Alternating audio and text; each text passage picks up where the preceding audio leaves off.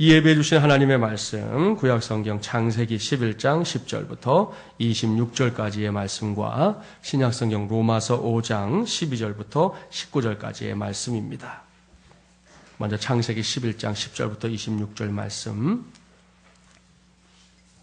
구약 13쪽입니다. 이 계시의 말씀을 봉독할 때에 살아계신 하나님의 음성 꼭 들으시기 바랍니다.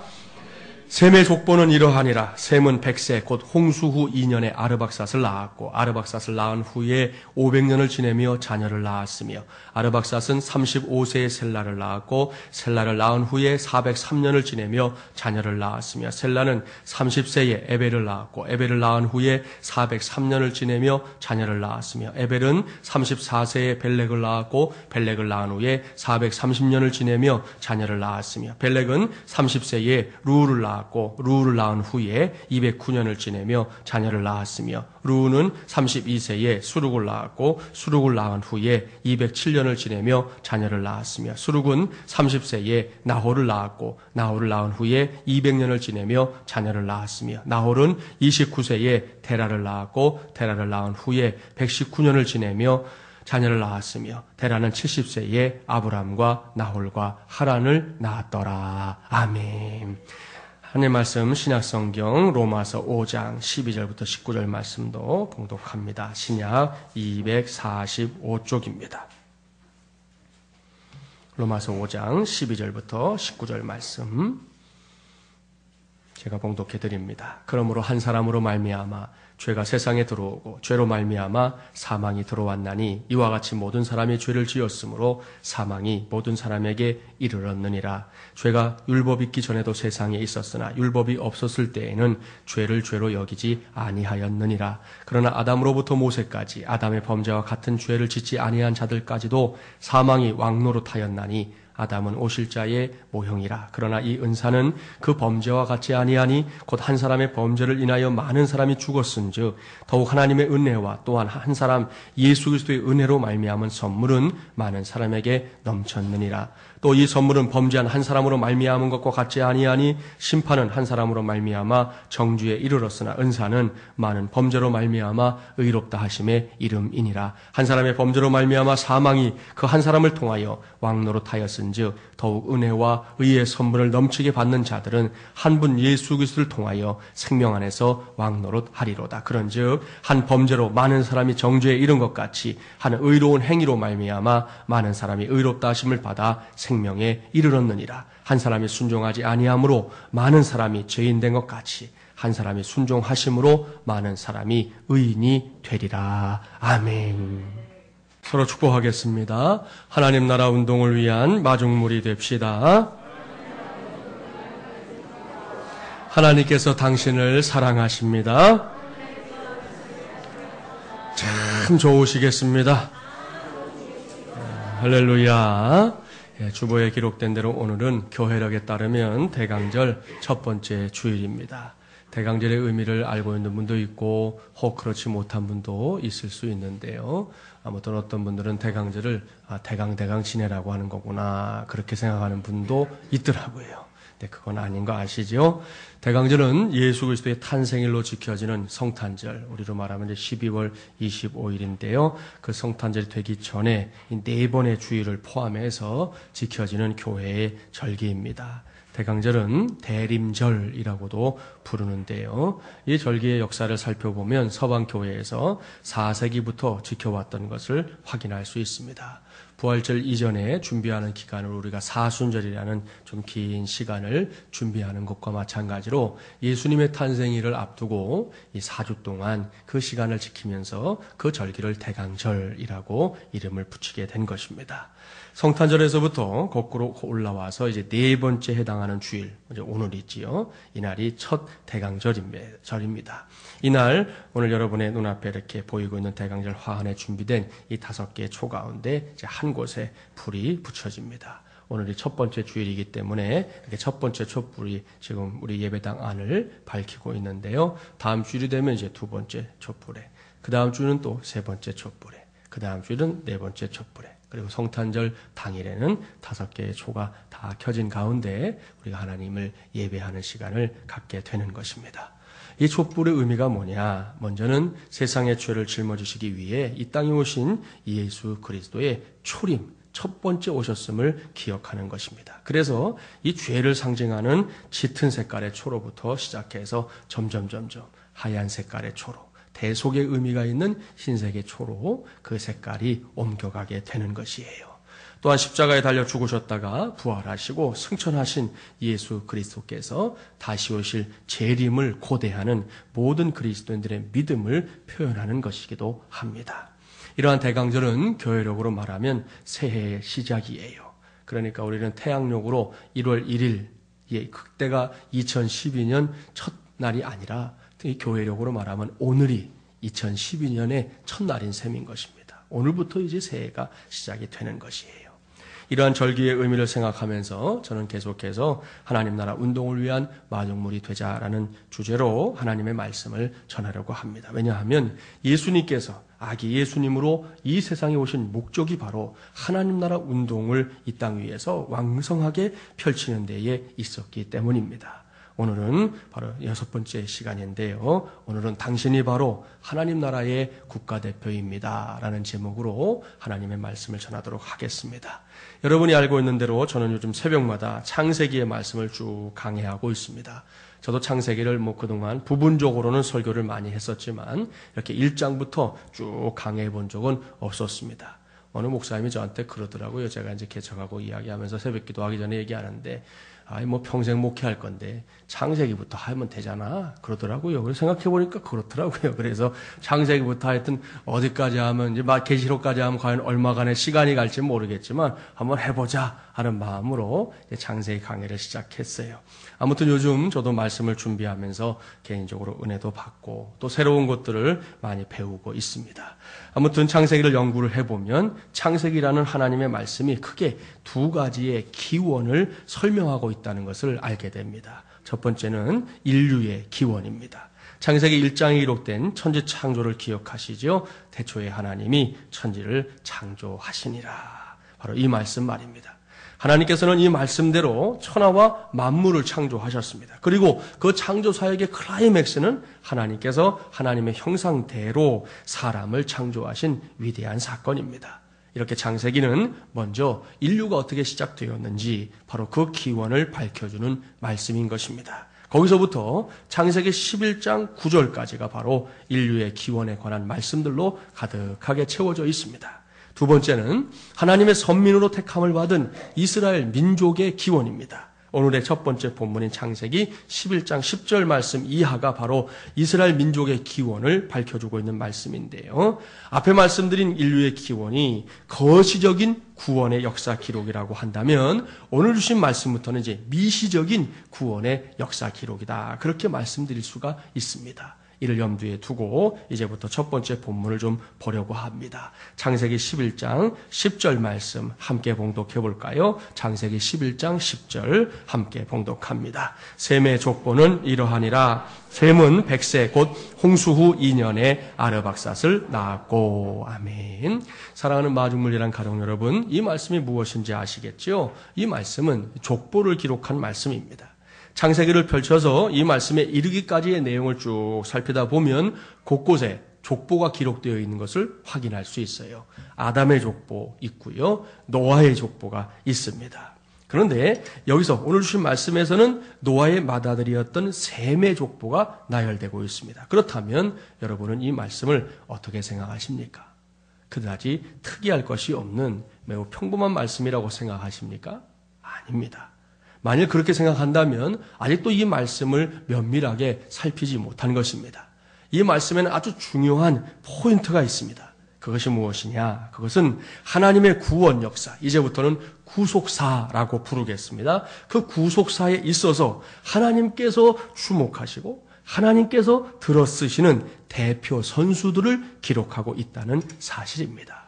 이것이 무슨 말씀인지 설명하기 위해서 잠시 바로 앞장인 창세기 10장 22절부터 24절까지의 말씀을 보려고 합니다. 창세기 10장 22절부터 24절 함께 봉독해 보겠습니다. 셈의 아들은 엘람과 아수르와 아르박삿과 룻과 아람이요 아람의 아들은 우스와 훌과 게델과 마스며 아르박삿은 셀라를 낳고 셀랄은 에벨을 낳았으며. 여러분 잘 보세요. 여기에도 셈의 족보가 있습니다. 그런데 그 바로 다음 장인 창세기 11장에 다시금 셈의 족보가 기록되어 있습니다. 좀 이상하잖아요. 왜 같은 사람의 족보를 이 창세기가 무궁무진하게 많은 양을 담고 있는 책도 아닌데 50장으로 이루어져 있는데 앞장에서 이미 다룬 이야기를 왜 그 다음 장에 또 쓰고 있느냐? 좀 이상하지 않냐는 것이죠. 누군가의 착각으로 벌어진 일일까요? 그다지 의미를 두지 않아도 되는 일일까요? 아닙니다. 여러분 성경의 기록인데 어떻게 의미 없는 기록일 수가 있겠습니까? 이것은 착각의 결과물도 아닙니다. 여기에는 그야말로 놀랍고도 위대하신 우리 하나님의 구속사가 담겨 있는데요. 그것은 대표성의 원리입니다. 창세기 10장 잘 보세요. 창세기 10장에 따르면 셈에게는 모두 5명의 아들이 있었습니다. 성경의 기록 양식에 따르면 제일 첫 번째 기록이 장자거든요. 엘람이 장자예요. 아수르가 둘째, 아르박삿은 셋째, 룻이 넷째, 아람이 5째 아들입니다. 그중에서 우리는 오늘 아르박삿을 주목해야 합니다. 창세기 10장에 기록된 족보에서 아르박삿은 그다지 주목할 만한 인물이 아니에요. 다른 형제들과 함께 그저 나란히 나옵니다. 그저 가운데에 속해 있는 아들이다라는 것만 우리가 알 뿐이에요. 그런데 오늘의 본문인 창세기 11장으로 넘어가면 내용이 달라져요. 자, 다시 본문 10절부터 13절까지의 말씀을 봉독합니다. 창세기 11장 10절부터 13절 함께 봉독합니다. 셈의 족보는 이러하니라. 셈은 100세 곧 홍수 후 2년에 아르박삿을 낳았고 아르박삿을 낳은 후에 500년을 지내며 자녀를 낳았으며 아르박삿은 35세에 셀라를 낳았고 셀라를 낳은 후에 403년을 지내며 자녀를 낳았으며. 이 족보를 보세요. 이 족보에 따르면 요것만 본다면 셈이 낳은 자녀는 오직 아르박삿 한 사람뿐인 것 같습니다.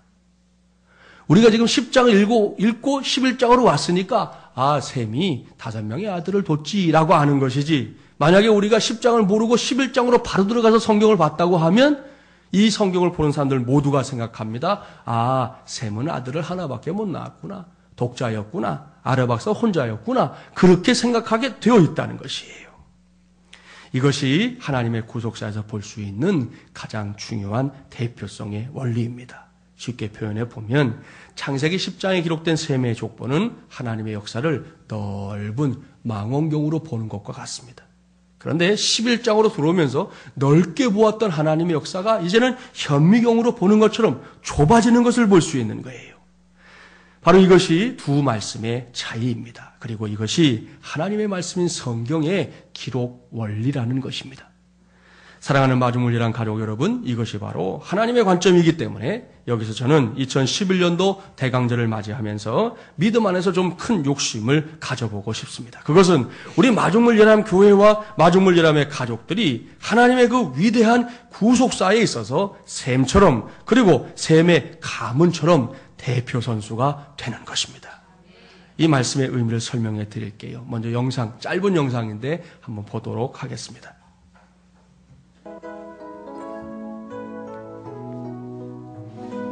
뭔가 잘 보셔야 돼요. 저 밑에 허옇게 보이는 건 지구입니다. 지구예요.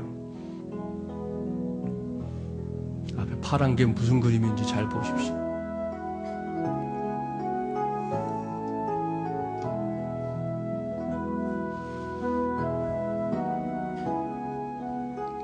저 그림이 무슨 그림인지 아시겠죠? 네. 무슨 그림이에요? 네. 우리 한반도 지도죠? 네. 이 영상은 한 공중파 방송국에서 지금도 진행 중인 당신이 국가대표입니다 라는 프로그램의 일부예요. 이 프로그램은 우리나라 각계각층에 속한 사람들 중에서 심지어는 뭐 국내만이 아니라 해외에서도 대한민국이라는 국가 브랜드의 가치를 높이고 있는 사람들을 발굴해내서 그들을 격려해 주기도 하고 또 그들을 소개하는 그런 프로그램입니다. 저도 뭐 제대로 다 본 적은 없는데 어쩌다 한번 보니까요, 이게 가슴을 뛰게 만들더라고요. 얼마나 많은 한국인들이 멋지게 살고 있는지 확인할 수 있었습니다. 조금 전에 보신 영상도 제가 지난 주간에 그 프로를 우연히 봤는데 저는 이번 주 방송분인 줄 알았더니 아니더라고요. 이게 원래 지난 8월 15일 광복절에 나갔던 방송분이었더라고요.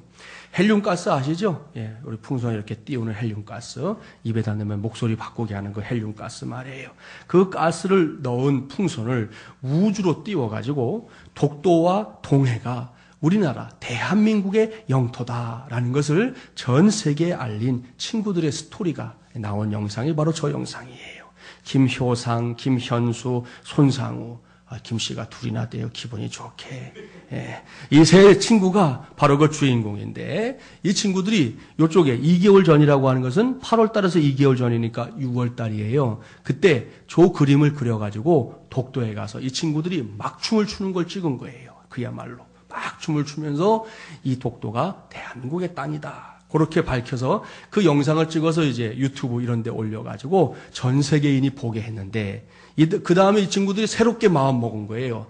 이 정도 갖고 안 되겠다. 해갖고는 8월 15일을 앞두고 직접 독도 그 메시지를 가지고 이번에 보면 2개월 뒤에는 독도만 표시된 게 아니죠. 그 옆에 동해, 바다도 우리나라 바다다 이렇게 표시를 해가지고 저거를 헬륨가스가 든 이 풍선에다가 다 끝에 달아놓고 또 카메라까지 설치해가지고 하늘로 올렸는데요.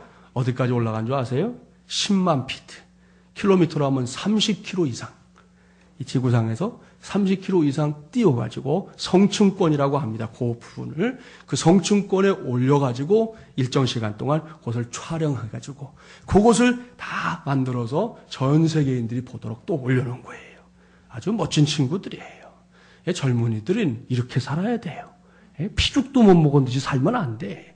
한 번 사는 인생인데 이렇게 좀 멋들어지게 살아야 되지 않겠어요? 이 프로그램에서 이제 이런 사람들을 소개한 뒤에 앵커가 마지막에 꼭 이렇게 외칩니다. 당신이 바로 국가대표입니다. 그렇게 외쳐요.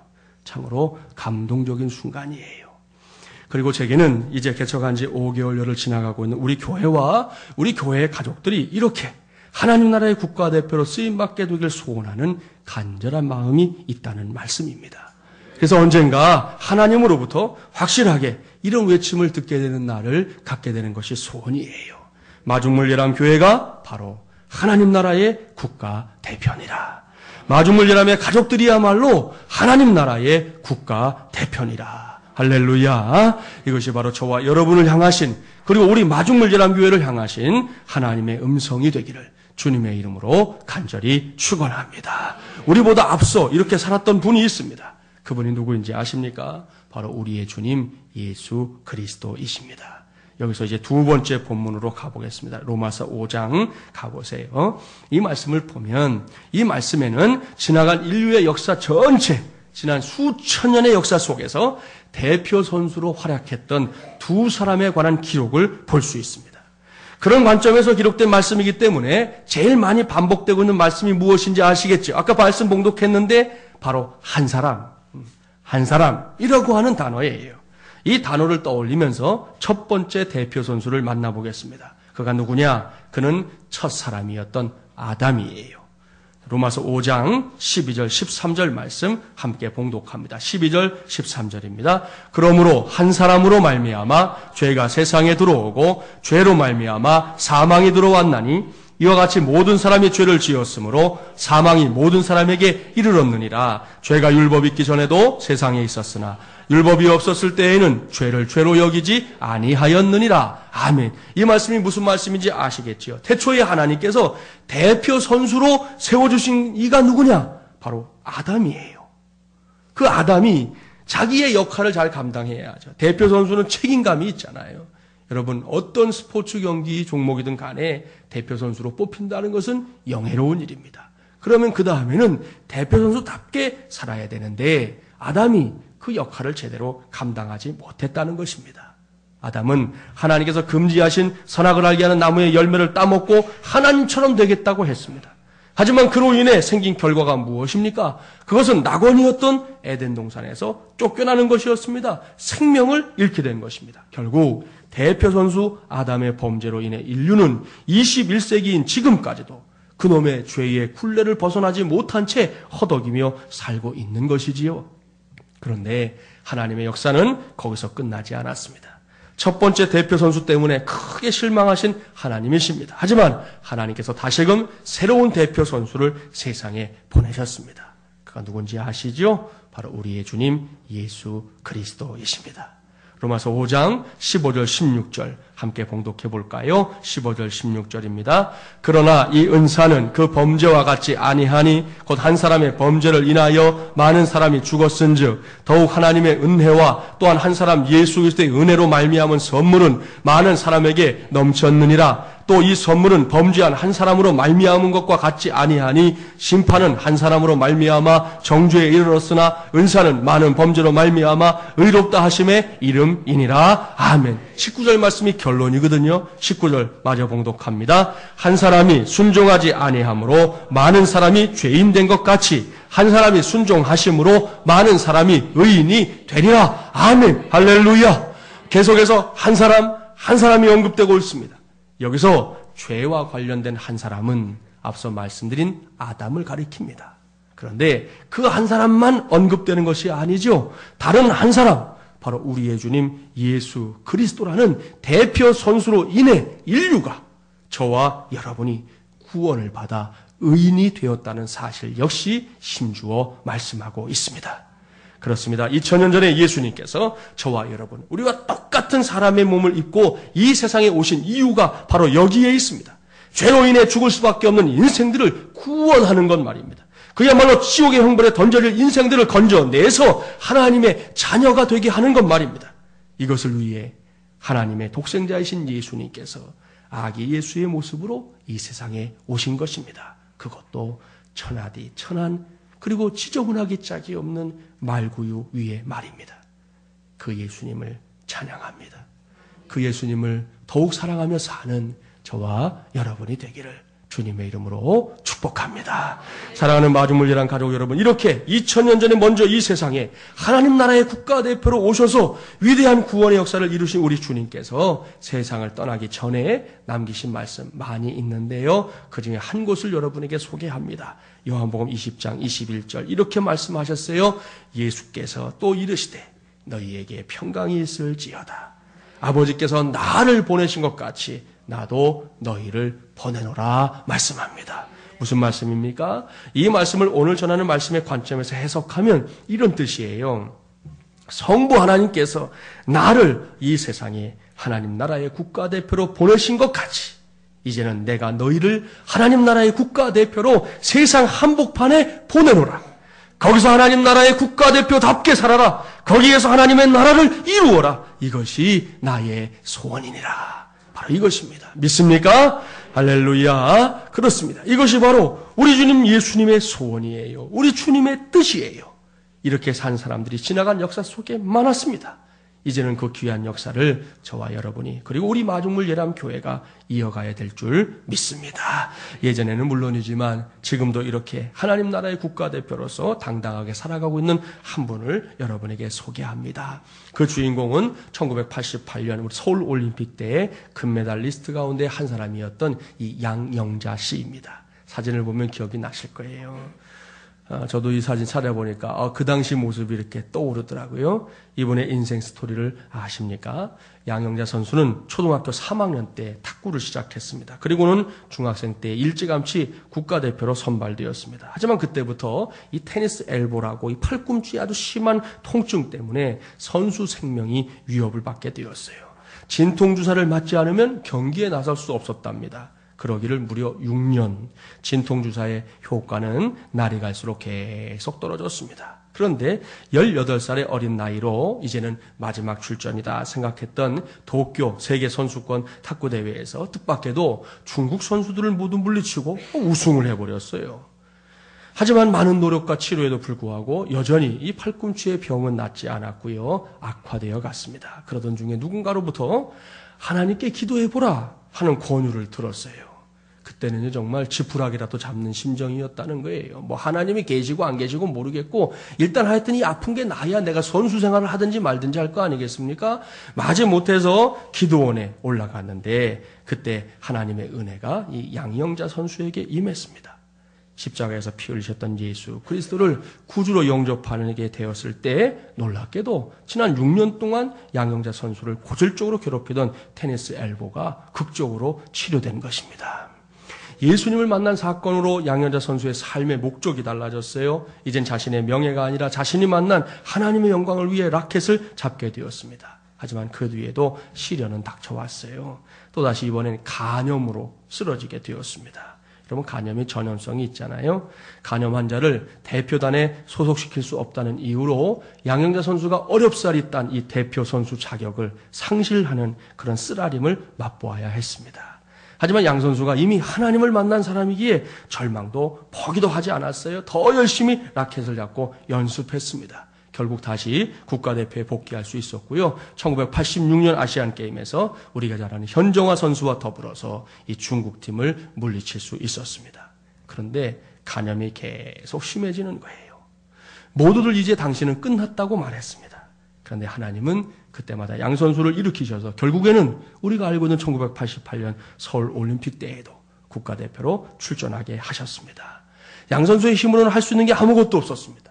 양 선수의 몸도 하나님의 능력이 아니면 가눌 수조차 없었다는 거예요. 그럼에도 불구하고 이 현정화 선수가 믿음이 좋은 사람이거든요. 이 현정화 선수와 함께 간절히 기도하면서 한 경기 한 경기를 치렀습니다. 결국 중국과 또다시 만난 이 복식 결승전에서도 두 사람이 간절히 기도하는 가운데 마침내 그 중국의 거대한 벽을 두 선수가 기도로 뛰어넘고 우리나라에 금메달을 안겨주었습니다.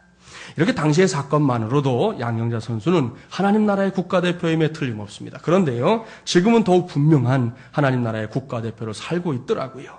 양영자 선수가 지난 1997년에 몽골의 선교사로 파송을 받았습니다. 그녀는 수도 울란바토르에서 2년 동안 언어 훈련을 받았어요. 이후에 찾아간 곳이 어디냐 하면 수도에서 무려 450km, 그러니까 우리나라로 하면 부산 정도 떨어진 이 고비 사막의 오지였습니다. 고비 사막 많이 들어보셨지요?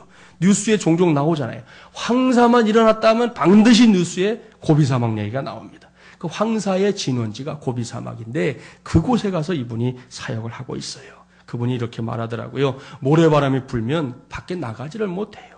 창문 옆에 모래가 수북히 쌓일 정도예요. 그렇게 얘기하더라고요. 이렇게 우리나라에서는 겪어보지 못한 열악한 자연 환경과 싸우면서도 선교사로서의 사명, 또 자신만의 재능을 가지고 사역을 하고 있습니다. 이 올림픽 금메달리스트의 탁구 실력이 웬만하겠습니까? 대단하죠. 이게 몽골에서 그 탁구 실력이 복음을 담는 귀한 그릇이 되었습니다. 현지 교회를 세우는 한편 몽골에 이 3개의 탁구 클럽을 아예 만들어서 이틀씩 순회하면서 탁구를 가르치고요. 토요일이 되면 한 자리에 모아놓고 경기하기 전에 뭐부터 하겠어요? 예배부터 드리고 그럼 몽골이 공산주의 국가였거든요. 이제는 그 시대가 지났지만 거기서 신앙생활하는 게 쉽지 않은데 아무튼 탁구 대회 전에 반드시 예배를 드리고 탁구 대회를 치르곤 하는 것입니다. 이렇게 지금 양영자 선교사님은 몽골에서 자신을 사랑하신 예수님의 사랑을 나누며 살고 있습니다. 어떤 사람은 양 선교사님을 가리키며 이렇게 말한다는 거예요. 당신 왜 이렇게 어리석게 사냐? 그래도 명색이 금메달리스트고 마음만 먹으면 지도자가 될 수 있잖아요. 요즘 현정화 선수가 지도자로 얼마나 열심히 잘하고 있습니까? 그런 길 다 놔두고 아니 그 알도 못하는 나라 그 먼 곳에 가서 그 먼지 구데기 속에서 왜 그러고 사냐라고 말한다는 거예요. 그럴 때마다 양 선교사님은 이렇게 고백합니다. 예수님만이 저의 소망이시고 기쁨이요 힘이요 능력입니다. 그리고 진정한 가치는 금메달이 아니라 천국의 멸류관입니다. 할렐루야. 이것이 바로 하나님 나라의 국가대표인 양영자 선교사님의 찐한 고백입니다. 바로 저와 여러분에게도 그리고 우리 마중물 예람의 가족들과 우리 교회에게도 이렇게 찐한 고백이 꼭 있게 되기를 간절히 바랍니다. 하지만 이것은 막연한 기대감으로 이룰 수 있는 일이 아니에요. 저와 여러분 모두가 예수 그리스도의 뒤를 이어 그리고 양영자 선교사님처럼 이 험한 세상 한복판에서 하나님 나라의 국가대표로 살아가려고 한다면 반드시 해결해야 될 과제가 하나 있습니다. 그것은 우리 속에 숨어있는 이 원불교 교인들을 힘써 내쫓아야 한다는 것입니다. 제가 지난 주간에 새벽 기도 인도하면서 새벽에 오신 분들에게 이 이야기 해드렸어요. 여러분 혹시 요즘 교회 안에 이 신천지 교인들만이 아니라 원불교 교인들도 판을 치고 있다는 거 아시는지 모르겠어요. 들어보셨나요? 제가 그 얘기를 해드렸더니 새벽에 오신 분들이 다 놀라시더라고요. 정말입니다. 지금 우리 시대의 교회 안에 원불교 교인들이 그렇게 많다는 거예요.